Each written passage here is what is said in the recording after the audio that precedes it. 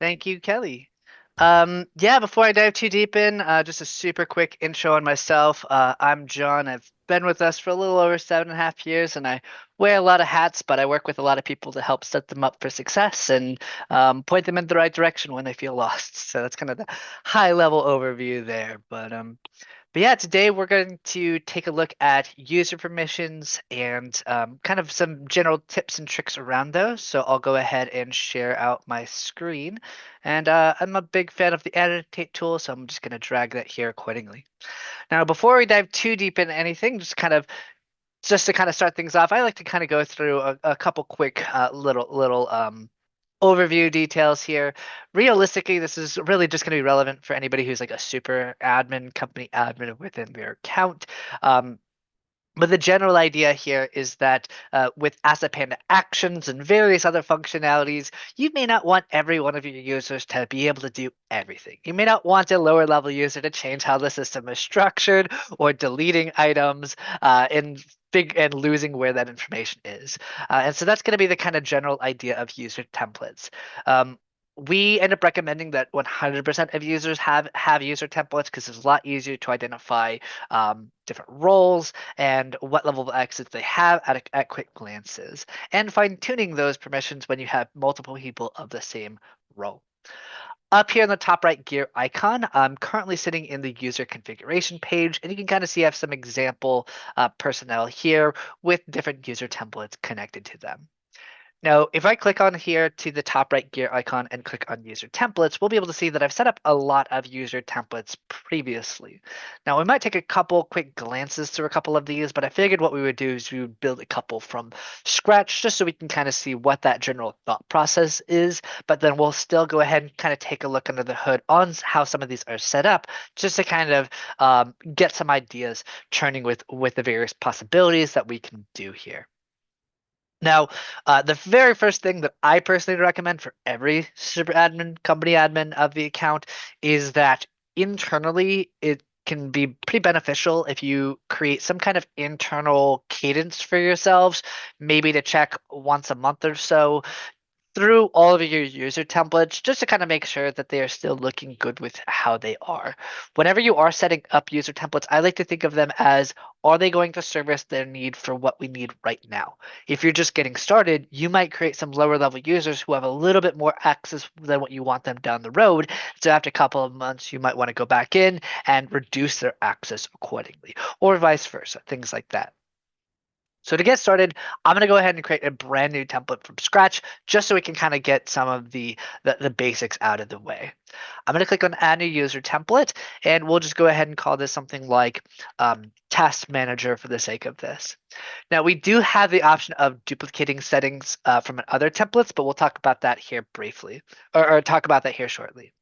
When I click on this create user template button, I'm going to come up to a brand new screen where I can go ahead and see quite a lot of checkboxes, especially with my account. I work with so many different use cases that my account is a little bit of chaos, but I'm going to kind of make sure that I keep with the basics here.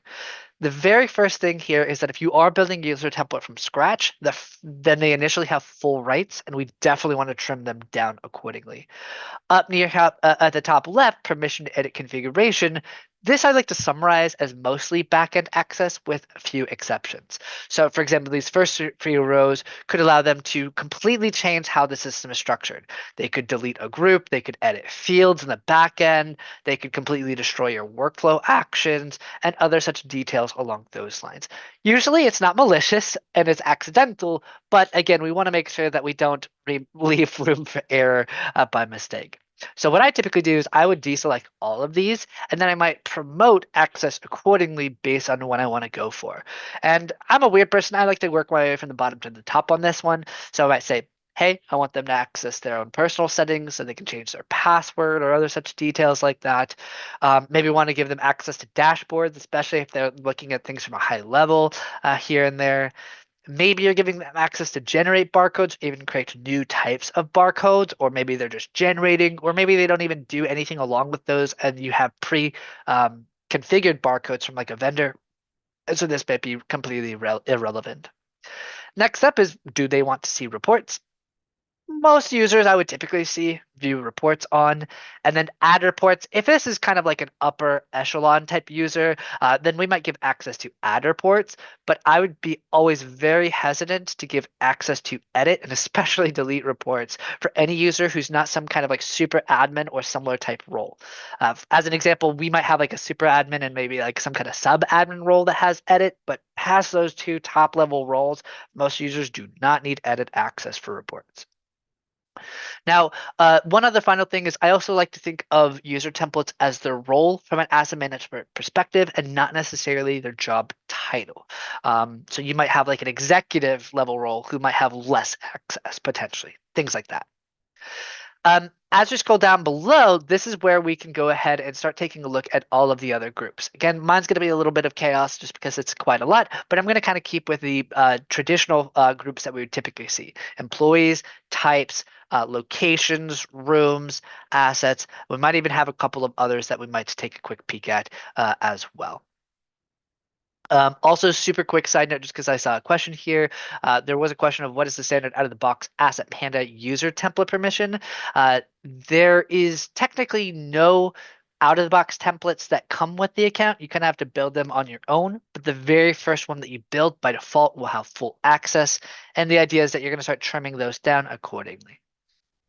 So if you have any follow-ups, definitely let me know.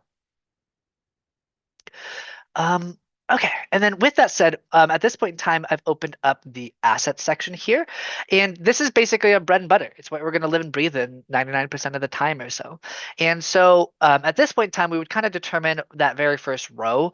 Are they able to create new assets that did not previously exist? Are they able to import via spreadsheets?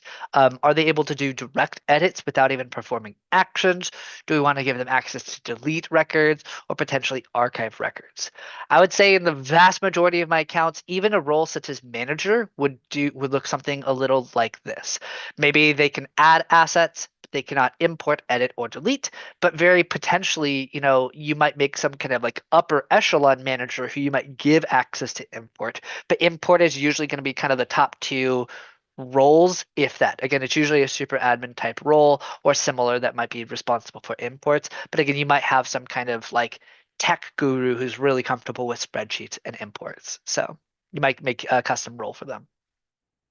But especially edit here, while you might think, well, I do want them to update my items, I would still be hesitant of giving access to edit because what you want traditionally to do is give access to edit items through performing actions. Again, sorry this looks a little chaotic here. I'm going to work with quite a lot of use cases on a pretty regular basis. But high level, I like to look at these column headers. Can this user view the history of this action having been performed? Can this user perform this particular action? If you have any actions that work with two-part actions, part A, part B, something like a checkout, check-in, or something like a send for repair, complete repair, something along those lines, that would be the return. But even though most actions will typically have like one-stop actions and not have a return, I just kind of think it looks a little cleaner just to keep them all checked, basically.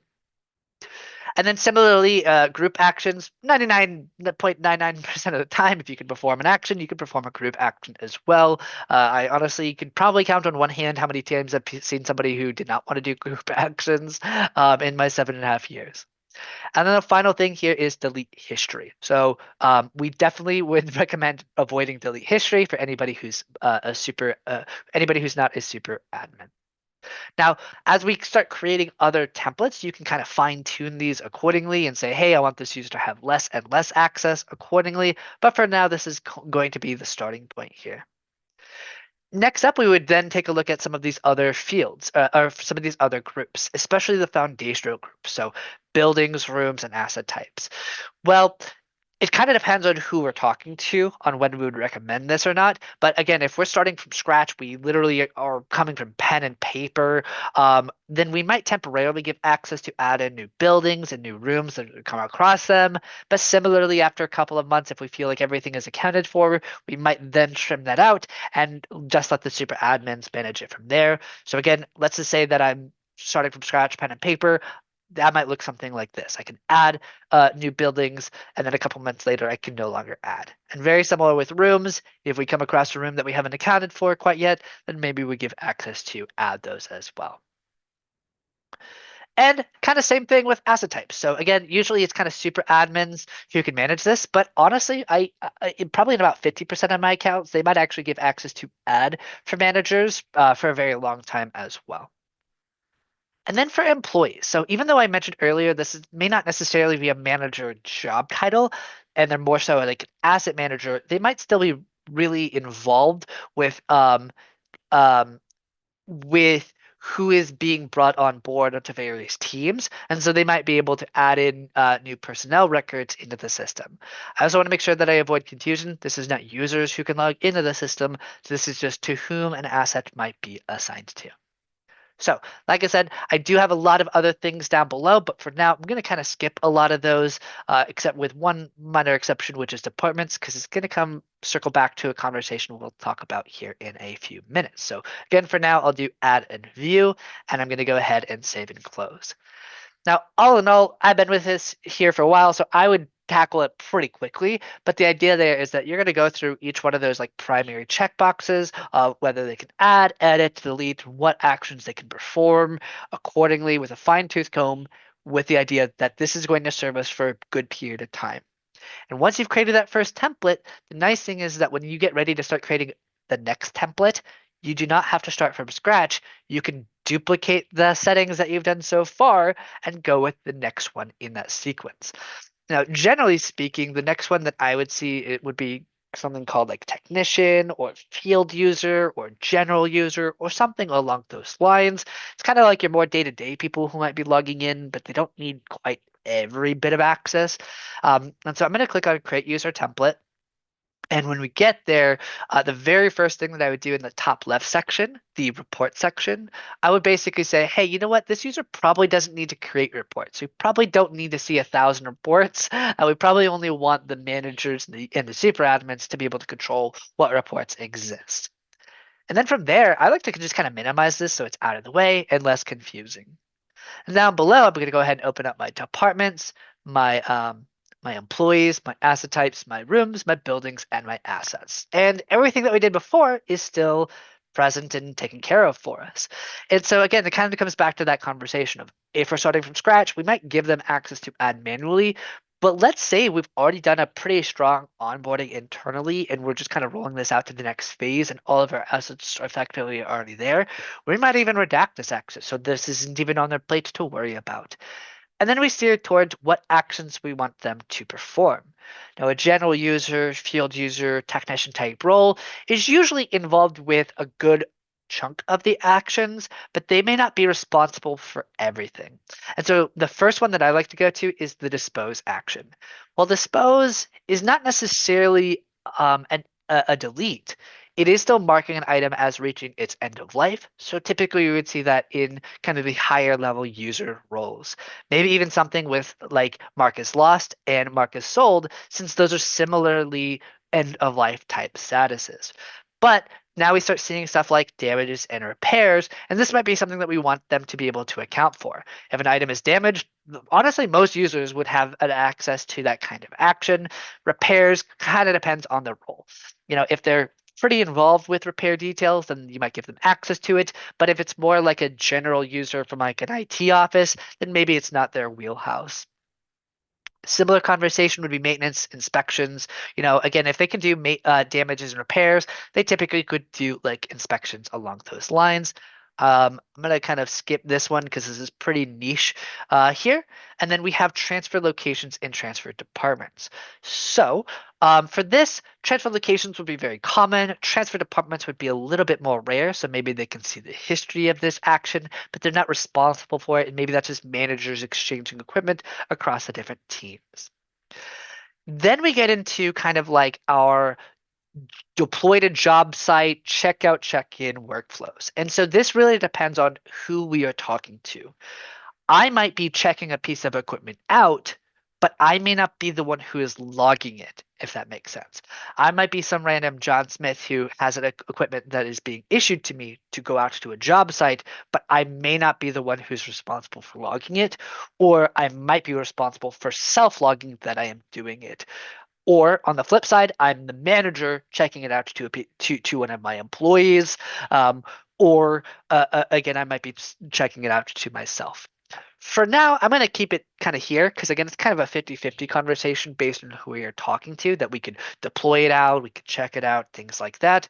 And then we have some other like assignment workflows. So if I'm a general user, I'm probably not assigning equipment to a person, but I might be able to like move an item around or check an item out here or there, something along those lines. So this is going to be kind of the starting point for our workflow conversations. And we're still kind of in that global view where I can kind of see just about every asset and every field.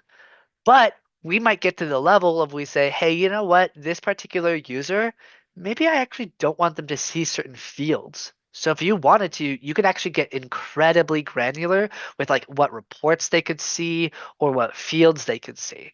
So hey, you might say, hey, only the managers and above need to see purchase details, and so you could completely hide that from their view entirely. For now, I'm going to keep it as all fields because again, I would see this in most accounts, but just food for thought that it is always an option. Similarly, if the managers and above are responsible for accounting for buildings and rooms, then maybe we redact these options and the asset type options as well, as they're not going to be responsible for creating new employees, editing employee details, and same thing for the departments. So long story short, I was able to take an existing user template, duplicate it, and make a smaller variation of that. And overall, we're kind of going through a pretty good motion here. Now, the next thing that I'm going to show you is going to be a little bit more complex, and that is the concept of limited permissions based on the concept of either a location or a department or some kind of combination to those. For now, I'm just going to kind of focus more on like the department angle, but again, theoretically, you could use the same thought process for location-based assets. Actually, I'm probably going to reverse it. I'm going to do buildings because I don't think I actually have anything connected to my department. So just kind of reassessing myself on the on the fly here for a moment. So I'm going to go ahead and say that I have some technicians at my warehouse. And so I might call this warehouse technician and go ahead and create this new user template. So if we scroll downward to our employees, asset types, rooms, buildings, and assets, it's the exact same thing that we've set up previously. We see they can't assign equipment to people, but they could do like checkouts. They can potentially transfer items from different locations and things along those lines. And that's probably very similar, but again, we might trim it down even further potentially. The big thing that I want to point to here is that over here on the left-hand side, there's going to be a by group section. And when I go ahead and click on that, one of the options is going to be building. Now, for my account, I really only have a few buildings here: storage facility, main shop, our main asset Panda office, things like that. And I might want to focus on storage facility. But sometimes we see groups that might have like 50 locations, and you might have to scroll all the way downward to find something like Phoenix or St. Lucia or something, right? Something that's further down on the totem pole of alphabetic lettering here. But there's something that we could actually do to kind of make life easier, and I like to refer to it as crossing T's and dotting I's. So if we scroll downward, one of those sections that we had was buildings, and we'll see an option here that says by individual building. If I click on that and I click on edit, I could say storage facility and save. Now, what I've done is I basically said that this user, when they were to go to the actual buildings group itself, that the only option they would see is storage facility. But until I've done anything else, they would still be able to see all asset records across all of the different locations. The only thing we filtered is the building group itself. But if we then go back up to the assets and we say by group, by building, edit, our list has become much quicker to go through. We've limited the option down to storage facility, and I'm going to say storage facility. Now, this is a user template I'm kind of creating on the fly, so you're going to have to kind of bear with me a little bit on the example.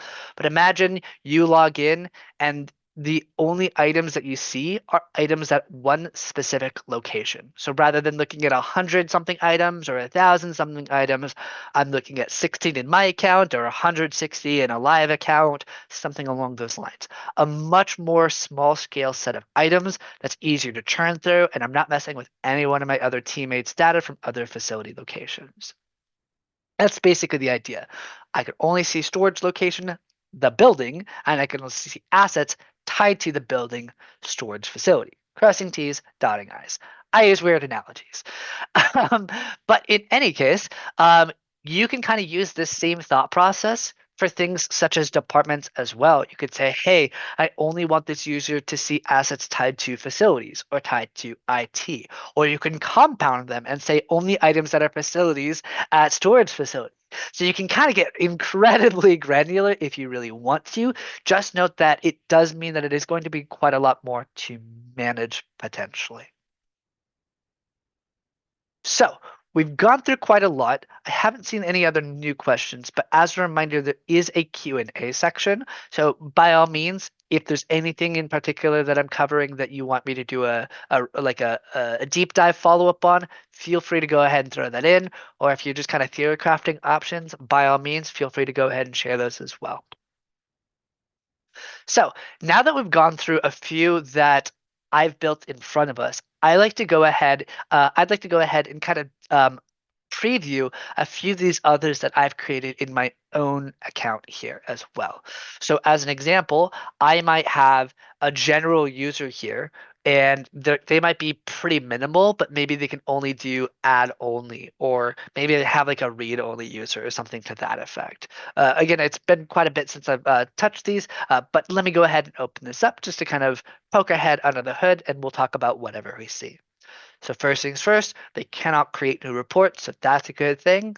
And then if we go scroll down into the assets section and we open this up, we can say they can add new items. And then when we go take a look at the actions, again, it's probably been some time since I've come through here. So I'll just go ahead and kind of minimize this pretty significantly here. Now, even though this is mostly a read-only user with the exception that they can add, I would probably, especially since I last created this, I've started more adopting this mark as damaged action so that anybody could potentially indicate that, hey guys, there's an issue. Someone should be at least aware of this. So for all intents and purposes, it's read only, but with some exceptions. Now, this might be a little bit weird of add only, but read only as well. But think about it theoretically. You might have somebody who is in finance, who is in charge of purchasing equipment, and so maybe it's their responsibility to add new items in. And this might even be somebody who you actually potentially give import access to if they end up buying a bunch of items in bulk. Hey, it's our new fiscal year. I just bought 200 new pieces of equipment, and I've got a spreadsheet from our vendor, and I want to go ahead and import that in, right? So it might be a little bit of a hybrid between read-only finance and that ability to add in bulk through the import tool, but they're not involved in our more day-to-day operations, right? So you might minimize what impact they could do from there, basically. So just really good examples for that. And honestly, I might even rename this honestly to something like to something akin to purchasing. Read only plus add new or something like that.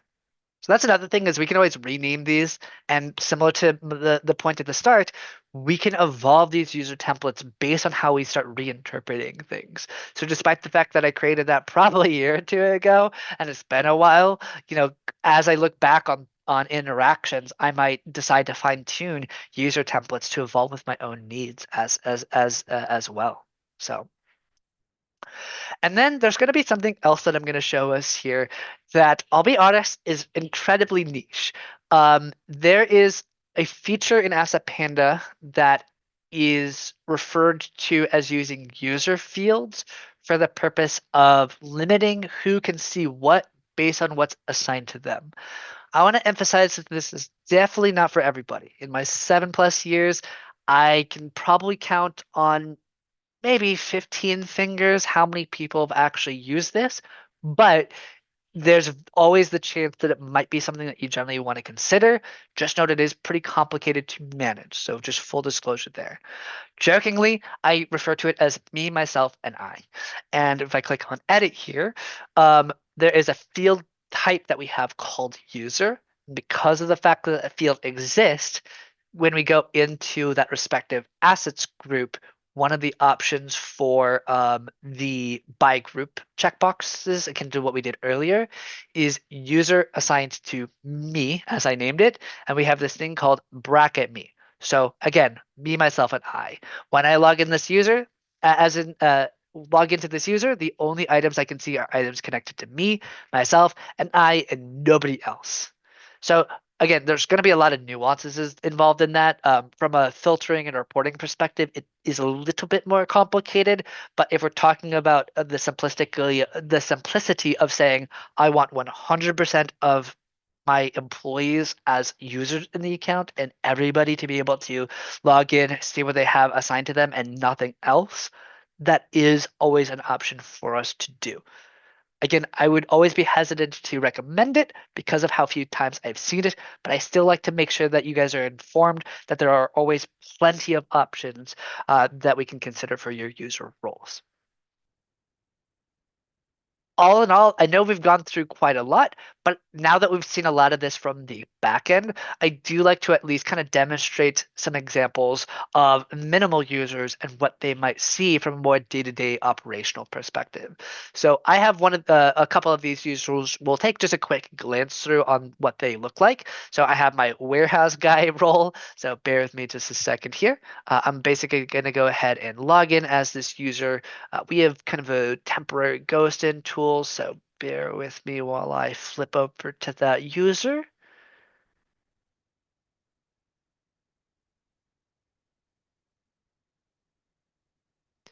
I didn't show you guys what this guy's user template actually looks like in the back end, but it's going to be pretty similar to what we were teasing earlier with what we built as well. So I log in as my warehouse guy here, and I'm only seeing 16 assets, only items at this storage facility. Now, I might go and find one of my pieces of equipment. Maybe I'm working with one of these laptops or with power drill or something to that effect, and user super admins are pretty used to seeing like an edit pencil icon on all of these fields. This lower level user is not able to make those types of changes, but we are still able to perform routine actions. So I might have a maintenance action and I might say, hey, I did this thing, I turned some knobs, it's all looking good for now, with a smiley face, of course. Maybe I'm also accounting for the fact that I use a couple of our spare parts. So maybe we use $75 worth of spare parts or something. And then we can also determine our next service date field here. Now, in my account, I currently have it set to auto default to 6 months out, but I also have the ability of adjusting it accordingly. So maybe we really just care about end of the months nowadays, and so I just want it done by the end of the month in September. And I can come over here and hit the save and close option. Now it's going to save and refresh like normal actions would, and we can see our next service date has been updated. So even though I, as the warehouse guy, does not have the same edit access that the super admins have, I still have the access to the functionality that you guys gave to me, and so we can still account for our routine day-to-day operational changes accordingly. So again, just kind of wanted to throw something like that your way, just to kind of see what a lower level user might look like. And if you're ever curious, you could always create like fake test users and log in as them, just to kind of poke your head around there as well, just to kind of see what a role might look like before you officially roll it out to new users as well. And then I'm going to flip back on over to my main account here. And at this point in time, that's pretty much everything that I kind of wanted to make sure that I took a look at for today. So I figured we could kind of use, we could kind of pivot to see if there's any questions about what we've touched on so far. And kind of similarly, Kelly, if there was anything that you feel like you might see on a regular basis that we might take a look at as well. No, I actually feel like that was a really nice overview, very comprehensive overview is what I should say, of user permissions, especially those user templates. And I think keeping in mind that you can flip back and forth between your different users and test those templates out and see what that actually looks like as a user is a really key point that I don't know if everybody always knows. So that was Mhm. awesome. Yep. Yep. Absolutely. And then again, I know I said it at the start, but I can't really emphasize this enough, is that your account very likely changes on a pretty regular basis from a configuration perspective. As time goes on, you as admins might say, hey, I want to create new actions or some other new kind of functionality or field and things like that. And so that might change how you interpret those user templates as well. So that's kind of why my personal recommendation is just set up a monthly meeting with maybe a couple of other super admins within the account, or maybe get some feedback on some other users and just kind of determine like, hey, do we want to start restricting more access or promoting new access? Did we create a new action that we want our users to be able to perform? You know, overall, those kind of user template checks will usually be maybe 5 to 15 minutes out of your day. So taking 5 to 15 minutes a month just to kind of fine tune things, I think can really work well in the long run. So. Love that idea, John. Another idea that just to float out there for the people in the room, if you have new users who are coming in to Asset Panda, new hires at the company, keep in mind that you can have different levels of new user as well. And we've seen people even try to gamify this a little bit with user permissions. Like once you've completed so many tasks in the system, we're going to upgrade your user permissions and or you pass certain tests, and I know that you can do it. Then they give the next level of user permission. So you can use those templates in a lot of different ways, even from like that onboarding new hire training with Asset Panda as well. Good idea. Yep, absolutely. Yeah, I forget somebody on the team had a couple customers who were doing that, which I thought was really Mhm. cool. So, all right. Well, John, was there anything else that you wanted to cover from your end? Because I think we're done a little early, but we didn't have a whole lot of questions. So I'm happy to keep the room open for another minute or two and just see if any last minute questions pop up. But I think we covered everything we were looking to cover today. Gotcha, no worries. I do also see a couple of familiar names in here, so hello. But yeah, if you guys ever have questions, us or our support team, we're always here for a wealth of knowledge and answers, if anything pops up later on as well. So. Yep. And you can access support from inside the platform. You have that chat icon that we saw on John's screen earlier today, but you can also email support@assetpanda.com. And even if your question is more training related or for a client director, but you're not sure who that client director is, support is great at getting you to the right person to help you answer the question if they can't answer it. So they can get you in connection with your client director, who can help open a training ticket and send you back into implementation if you have some really specific questions that might need a little more consultation on, from our experience standpoint. So, feel free to use those resources. They are available to each and every one of you. And folks, that's it for today. So we're going to go ahead and close out our session, but hope to see you at the next one. So keep in mind, Panda Pit Stop next week. If those questions pop up, feel free to join us, same time, same place. And then we'll see you in 1 month for the next Panda Power Hour for our 1.0 platform, unless you decide to drop in that 2.0 Panda Power Hour in 2 weeks. Thanks for joining today, folks. Have a great day. Bye, take care.